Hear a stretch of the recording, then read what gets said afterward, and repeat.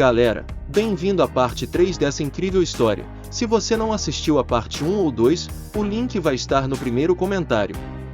Bora lá então! O chefe dessa invasão estava lá. O som distante de um combate intenso era claramente audível, mesmo sobre a chuva incessante. Uma criatura gigantesca feita de pedra. Era um golem, gigantesco, que emanava uma energia nas fissuras do seu corpo, que travava um embate com alguns valentes caçadores. Enquanto isso, os soldados trabalhavam arduamente para manter os curiosos cidadãos fora da zona de perigo. Muitos questionavam a ação dos caçadores, outros lamentavam a destruição da área. No meio da confusão, um caçador ergueu sua voz, clamando por um curandeiro para ajudar o tanque que estava na linha de frente, enfrentando o monstro com o escudo, sofrendo o peso dos violentos ataques. Os curandeiros, com expressões carregadas de cansaço, manifestaram que estavam fazendo o melhor que podia. E retruncou, porque aparentemente o golem não estava sofrendo nenhum dano. Um caçador que parecia ser o líder, respondeu que faltava mago na equipe. Com vozes em meio à agitação, alguns comentavam que seria quase impossível derrotar o boss, cuja defesa impenetrável era uma barreira formidável. Os ataques lançados pelos caçadores pareciam ineficazes. Naquela onda de pessoas curiosas e assustadas, o prota observava atentamente enquanto ouvia a multidão falar que eram 8 caçadores de rank E e um rank D. O tanque era um caçador forte, mas não tinha poder de ataque, seu modo de luta era a exaustão de seu inimigo. Havia 3 curandeiros, 2 rank D, e uma velha conhecida. Justamente nesse instante, uma caçadora que empunhava um arco interpelou a curandeira, questionando-a sobre sua distração. A curandeira acabou sendo a senhorita Jurê, e ela parecia estar perdida em lembranças. Mesmo assim, ao ser chamada à realidade, Jurê concentrou e envolveu-se em uma magia de cura enquanto se desculpava.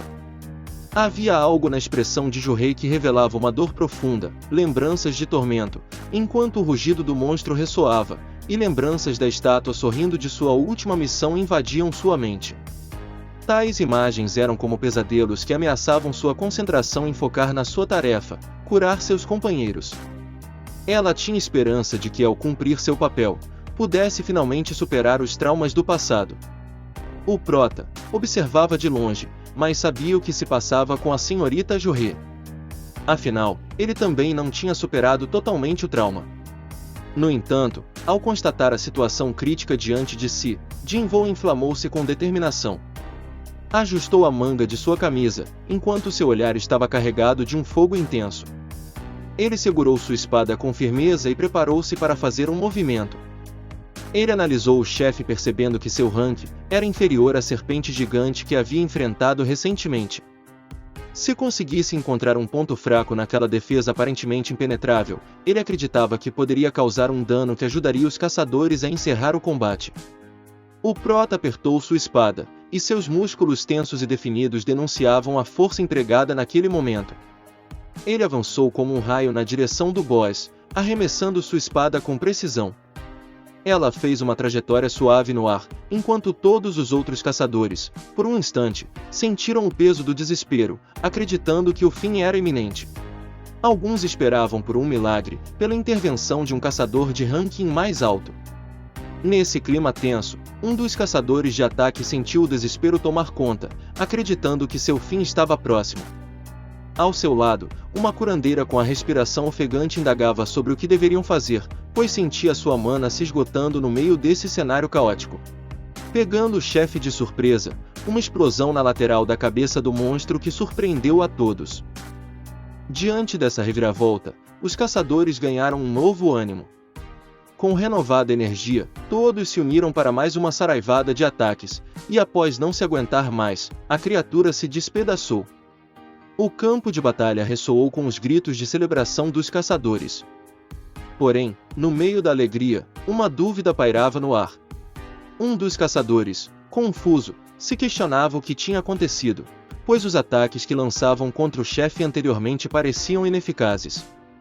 Ele procurou pistas nos destroços ao redor.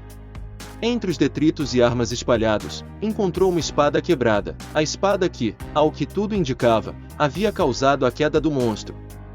Refletindo sobre o feito, o caçador pensou em como um monstro, um chefe do tipo Golem, capaz de resistir aos ataques de diversos caçadores, foi derrotado por um único golpe de espada quebrada.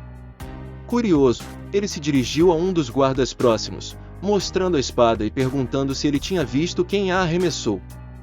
O guarda, com expressão surpresa, afirmou que havia sim visto um caçador arremessando a espada, mas ao voltar os olhos na direção apontada pelo guarda, a figura do misterioso caçador já não estava mais ali. O soldado parecia desnorteado, olhando em volta, buscando algo que seus olhos acabaram de ver. Ele se questionava que o prota estivera ali há pouco tempo atrás, no tumulto da batalha. O caçador, ao refletir sobre os acontecimentos, sentia que o poder destrutivo que testemunhara só poderia pertencer a alguém de alta patente. Por outro lado, enquanto o protinha se distanciava, um vulto em seus pensamentos surpreendia-se com o desfecho do combate. Ele nunca imaginou que sua investida seria tão eficaz contra o chefe. Mais tarde, no hospital, o protinha dedicava-se ao aprimoramento físico. No quarto, seu corpo musculoso e definido movia-se em uma série de abdominais. Suas formas pareciam esculpidas por anos de treinamento intenso. Logo ele transitou para flexões, com gotas de suor desenhando trajetórias no chão a cada movimento. Ele estava nível 18, mas estava longe de querer parar somente com isso. De repente a porta se abriu, sem aviso prévio, e a enfermeira, ao entrar e deparar-se com a cena, ficou intimidada.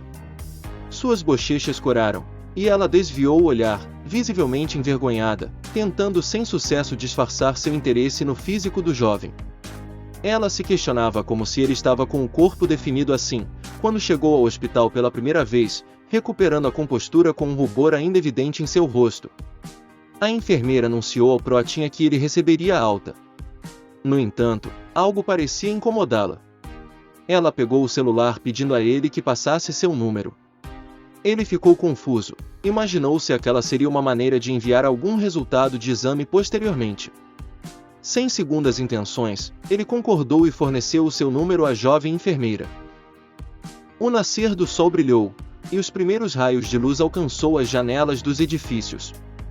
Em uns apartamentos, a irmã de Jinwoo se apressava, ajustando seu tênis e firmemente amarrando os cadarços, pronta para ir para a escola. Justo quando estava prestes a cruzar a porta, o protinha sai de seu quarto ainda sonolento, perguntando sua irmã se já estava de saída para a escola. Ela, com expressão surpresa, provocou sobre seu horário de acordar, já que raramente ele acordava cedo assim. A curiosidade de sua irmã, no entanto, voltou-se para a barriga chapada do protinha, e até mesmo comentou que ele parecia mais alto, perguntando a ele que se os homens continuavam crescendo depois dos 20 anos. Pegando um guarda-chuva, ele disse a ela para parar de falar bobagens, e pediu para ela levá-lo. Ela porém disse que não tinha porquê, já que parecia que não ia chover. O protinha, querendo o melhor para sua irmã, enfiou o guarda-chuva em sua bolsa dizendo que não ia custar nada a ela levar. Ela deu as costas para seu irmão e saiu. O prota, ao conferir o sistema que controlava suas atividades físicas, já havia concluído seus exercícios de flexões, abdominais e agachamentos, restando apenas a corrida de 10 km. Ele decidiu que deixaria o último exercício para mais tarde. Sua irmã tinha razão, seu físico mudou bastante, mas não tinha como mudar tanto somente com poucas semanas de treino, então ele presumiu que a adição de pontos em força não aumentava somente sua força em si. Era evidente que as estatísticas estavam moldando seu corpo, ao se observar no espelho com o abdômen definido e os músculos mais salientes. Ele ponderou sobre o equilíbrio de seus atributos. Seus números mostravam uma disparidade, com um destaque exagerado para a força. Uma imagem mental de um fisiculturista surgiu, fazendo questionar as consequências de continuar priorizando tal atributo. Ele sabia que, mesmo que sua força fosse impressionante, sem um equilíbrio entre habilidades, resistência e agilidade, sua performance seria comprometida. Ele havia 12 pontos para distribuir, com isso ele distribuiu 8 pontos em agilidade, 2 em sentidos, e 2 pontos adicionais na força. Distraído em pensamentos, seu celular tocou de repente. Do outro lado, uma pessoa conhecida, mas impaciente, reclamava sobre seu sumiço. Ele, mantendo a calma de quem está acostumado a lidar com adversidades, explicou que estava hospitalizado devido a um acidente inesperado. No entanto, a pessoa parecia não ligar, e ligou para tratar de questões financeiras, como o aluguel atrasado. Ele tentou acalmar a situação, garantindo que depositaria o dinheiro em breve, e com isso encerrou a ligação. Ele obteve o despertar pela segunda vez, com isso ele presumiu que conseguiria fazer algum dinheiro rápido. O crescimento de suas habilidades indicava que ele logo estaria nos primeiros rankings de caçadores, aqueles que enfrentavam os monstros mais temidos, e consequentemente, recebiam recompensas mais valiosas, e maiores quantidades de núcleos mágicos. Sentado diante da TV, mas sem prestar nenhuma atenção na programação, ele refletia que havia uma grande quantidade de caçadores rank D e E. Por isso eles dificilmente eram aceitos em grandes guildas, e mesmo se fosse, o serviço que ele conseguiria fazer seria o mesmo do qual ele já fazia, por isso o pagamento também seria o mesmo. Ele se perguntava se deveria fazer uma reavaliação de seu rank, isso traria uma atenção que seria bom para conseguir dinheiro, mas as pessoas começariam a perguntar como ele evoluiu tão rápido, e isso traria pessoas e uma proximidade que ele não queria. Ele disse que seria ótimo se pudesse entrar em uma força de ataque. O prota estava parado diante de uma construção e analisou tudo em volta. De longe ele viu um grupo reunido, um homem grande, com barba e cabelos pretos, veio em sua direção logo que o viu. Ele se apresentou como Don Suk, e estendendo a mão perguntou ao protinha seu nome e se ele era mesmo um rank E. O prota disse seu nome e confirmou seu rank, o que causou risos em dois dos companheiros de Don Suk. Os dois camaradas não pareciam ter nada em especial, um deles disse que reconhecia o protinha, e que ele era o famoso caçador mais fraco do mundo. Eles já não estavam mais segurando suas risadas, até que o Don Suk, que parecia ser o líder, disse que parassem com isso, porque o que importava era o número de caçadores. Don Suk explicou calmamente que, como discutido anteriormente por telefone, estavam diante de um portal de ranking C, e o protinha estaria dispensado do combate, mas contribuiria de outra forma, e sua recompensa seria de 2 milhões de ON por ter ajudado a completar o número de integrantes necessário. O prota analisou a situação e aceitou os termos, com a caneta em mãos, pronto para já assinar o contrato. Ele avaliou o grupo e percebeu que Don Suk, o líder, era de rank C, e outros 4 tinham classificação abaixo do rank dele. Ele compreendeu que, embora estivesse dispensado do combate, sua presença era fundamental para cumprir a regra de que, em um portal de rank C, havia a necessidade de, no mínimo, 10 membros, com pelo menos metade deles de rank C. Em muitos casos, números podiam compensar a força de ataque. Enquanto o prota refletia sobre sua posição sempre de ajudante no mundo dos caçadores, uma voz amigável interrompeu seus pensamentos. Um jovem de boa aparência, com um sorriso genuíno, aproximou-se, perguntando se ele também era um iniciante. Ele se apresentou como Youjin.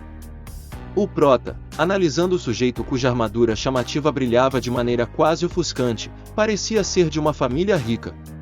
O protinha, buscando entender qual seria seu papel naquela operação, perguntou para o líder o que ele deveria fazer. E com uma expressão relaxada, o chefe indicou algumas bolsas robustas e bem pesadas, esclarecendo que o prota simplesmente teria a responsabilidade de cuidar da bagagem. Apontando detalhadamente, mostrou que ali estavam guardados mantimentos, roupas, equipamentos variados e de extrema importância, kits de primeiros socorros. O protinha, surpreso, perguntou se eles estavam indo sem um curandeiro. O chefe, com um sorriso brilhante como sempre, revelou o quão desafiador era contar com um profissional dessa natureza para uma força de ataque pessoal. Mas que ele não deveria se preocupar, porque eles sempre faziam assim. Ele deduziu que estavam embarcando em uma aventura composta apenas por tanques e causadores de dano, um cenário potencialmente caótico. O contrato diante dele parecia tão intimidador, exigindo sua aceitação e não responsabilizar ninguém por possíveis contratempos. A ideia de não ter um curandeiro fazia-o hesitar. No entanto, impaciência permeável, vozes exaltadas de outros caçadores soavam, pressionando para que o grupo iniciasse sua jornada. Uma mão em suas costas tirou o protinha de suas próprias indagações. Era o Youjin, que com um rosto amigável, disse para ele não se preocupar, porque ele iria protegê-lo.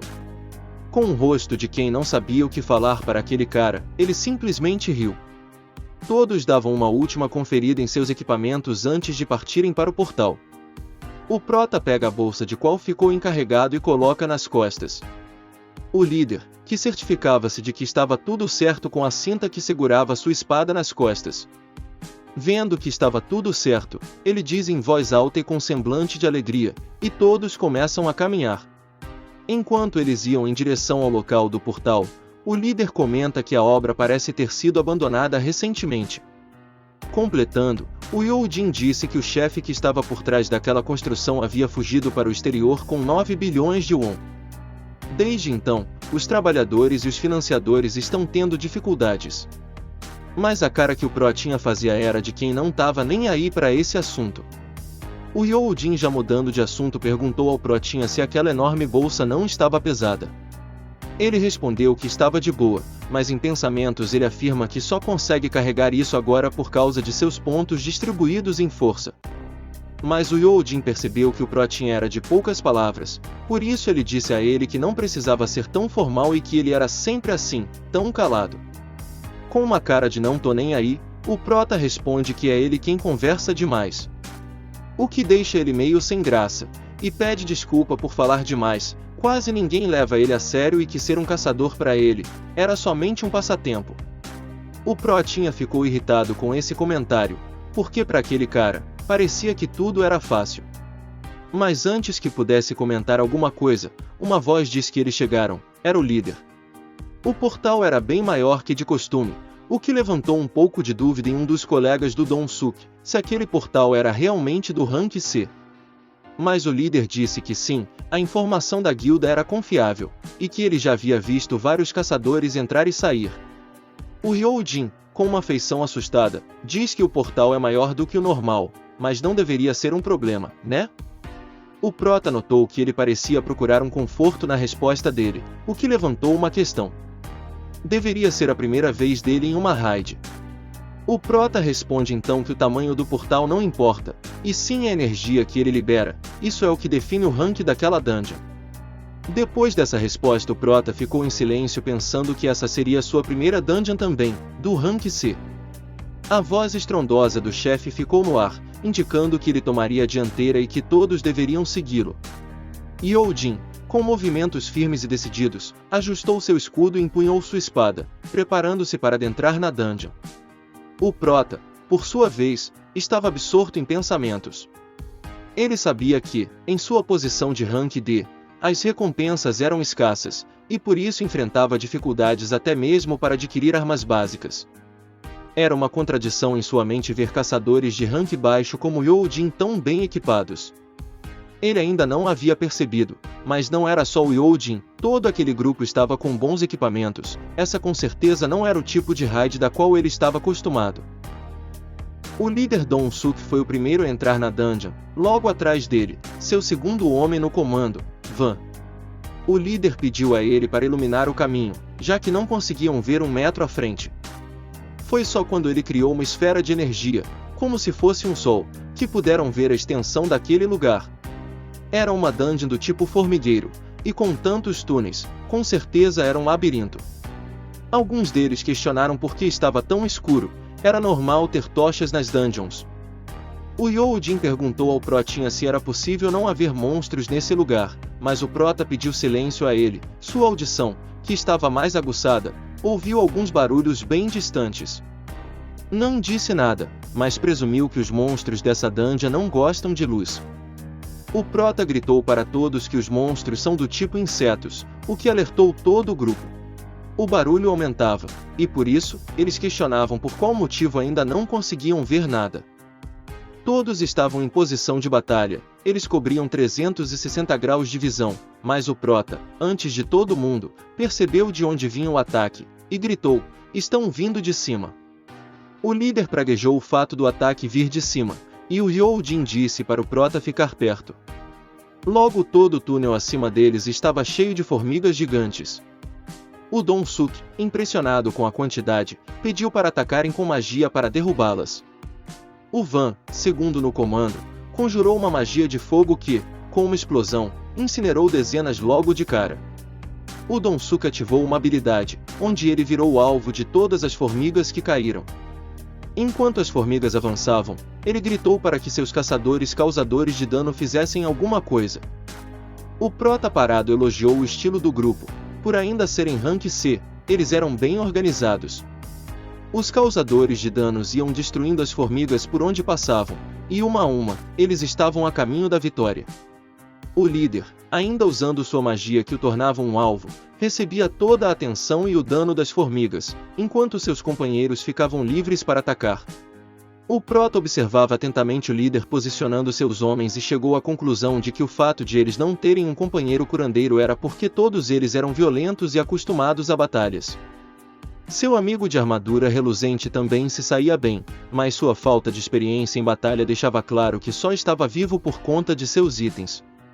O prota estava com seus sentidos mais aguçados para tudo, por isso, ele conseguiu pressentir uma formiga que vinha ao seu ataque de forma bem ligeira, mas o protinha mais rápido ainda, chutou ela, arrancando algumas de suas pernas. O que deixou o prota frustrado com o nível daqueles monstros. Dom fala para sua equipe controlar o ritmo para não cansar, e vai em direção ao protinha para perguntá-lo, como ele sabia que as formigas vinham de cima. O prota, não querendo entregar que seu nível atual não é mais rank E, diz que foi uma sensação. O líder agradeceu ao prota e foi de encontro ao seu segundo no comando que estava te chamando. Van estava mostrando ao seu líder que havia algumas formigas, que não estavam com ferimento de espada nem sinal de morte por magia. Eles deduziram então que foi outra coisa que as matou, algo que, de acordo com o Don Suk, cheirava a dinheiro. O protinha percebeu a expressão do líder Dom, por isso alertou Youjin que deveria ficar atento. Ele ainda não tinha certeza, mas esses caras não são o que dizem. E por causa desses seus itens, você pode virar um alvo. Eles estavam andando há bastante tempo e esse formigueiro parecia um labirinto. O tamanho da dungeon não tem nada a ver com o seu rank, mas, por ser um labirinto, às vezes com poucas horas encontram a sala do chefe, já outras vezes podem levar dias. O protinha achava que era um bom acordo ser pago para somente carregar as bagagens, sem necessidade de se envolver em batalhas, mas um mau pressentimento que o sondava não o deixava ficar despreocupado. Ele ainda não sabia por quê, e nem o que exatamente significava aquele pressentimento, mas de uma coisa ele tinha certeza, suas intuições não falhavam nunca. Após a pausa para o almoço, eles voltaram a explorar o formigueiro. Todo esse tempo que eles estavam andando, ninguém viu nenhum monstro inteiro sequer, somente pedaços e pedaços de formigas espalhadas ao longo dos túneis. Mas eles tinham convicção de que ainda tinham um boss, porque senão o portal já teria se fechado. Com uma parada brusca, o líder Don Suk pede para Van iluminar o caminho adiante. E com uma pequena chama nas mãos dele, revelou algo que assustou até mesmo Dom, o mais experiente. Era um local repleto de teia, com várias e várias formigas gigantes encapsuladas. Toda aquela teia revestia toda a parede do túnel, onde não se via mais nada além de teia. Dom diz então para se prepararem, porque esse lugar é o salão do boss. Com seus instintos em alerta máximo, o grupo caminhou por entre aquelas teias e monstros encapsulados, até chegarem a um lugar que deixou todos boquiabertos. Um punhado de cristais de mana, eles não tinham tanto valor como os núcleo mágico, mas com essa quantidade, eles estipularam que valia uns 10 milhões de won. Um dos integrantes do grupo disse em voz alta que se for isso tudo mesmo, até o irmão mais novo de Dom ficaria com inveja. Imediatamente, Van o mandou ficar calado. Mas Dom tinha ouvido o comentário, e com uma feição de raiva, em pensamento disse que seu irmão o ignorava por ele ser de um rank mais alto. E que ele estava sendo tratado como VIP agora depois que trocou seu país pelos Estados Unidos, e que ele não ia se humilhar pedindo nada para ele. Alegres e já fazendo planos, 2 membros do grupo calcularam o valor que cada um iria levar para casa, 1 milhão de won. Enquanto isso, Youjin pediu ao protinha para ver o contrato que ele havia assinado, que entregou sem problema algum. Depois de analisar, ele perguntou em voz alta ao grupo por que no contrato estava escrito que iriam dividir entre 9 se o grupo era constituído por 10 membros. Don Suk, com uma feição amigável, disse que eles estavam cientes do problema no contrato, e que ele não precisava se preocupar com isso. Além do mais, eles precisavam fazer uma coisa antes. Nesse momento, um barulho veio do teto da caverna, o que levou a todos olharem para cima, Para o espanto de todos, era o chefe, logo acima de suas cabeças, uma aranha gigante, que para a felicidade deles, estava dormindo de barriga cheia. Com isso, ele continuou dizendo que, como todos já sabem, o portal se fecha uma hora depois de derrotar o chefe, então aquele cristal precisa ser minerado antes disso, e agora é o momento perfeito, aproveitando que aquela aranha gigantesca está dormindo.